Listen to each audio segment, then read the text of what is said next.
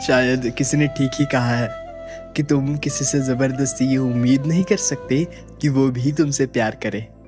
कुछ कहानियाँ शायद पूरे होने के लिए बनी ही नहीं होती, या यूँ कह लो कि उसकी सुंदरता ही इस बात में है कि वो अधूरी रहती है।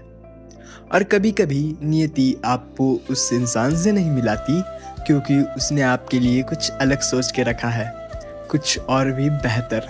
अब नारुतो को ही देख लो। वो साकुरा को दिल से चाहता था, पर साकुरा तो किसी और के लिए ही पागल थी। नारुतो जीवन भर उसे पा ना सका, चाहे वो कितनी भी कोशिश करता। पर अंत में वही बात आती है ना कि तुम किसी से प्यार की उम्मीद तो कर सकते हो, पर ज़बरदस्ती नहीं।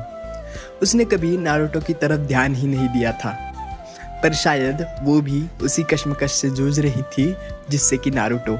सासुके ने भी कभी साकुरा की तरफ ध्यान ही नहीं दिया था। नारुतो शायद इस कहानी का मुख्य किरदार ज़रूर था, पर प्यार के बारे में उसकी लकीरें भी मात खा गई। जैसे हम सबकी कहानी है, हम भी तो शायद हमारी कहानी के नायक हैं, पर क्या आपको मिली वो जिससे आपने प्यार किया था? खैर, पर अंत में साकुरा भी तो लड़की ही हुई ना, और शायद से इन लड़कियों में ना जन्म से ही वो ममता के गुण होते हैं।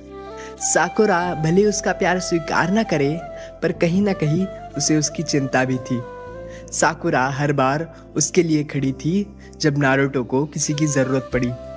उसका अपनापन शायद उसकी हर डांट में ही छुपा था, जैसे एक माँ अपने बच्चे को डांटती है। शायद इसलिए कहा जाता है कि एक मर्द को औरत की ज़रूरत होती है, ना कि एक औरत को मर्द की।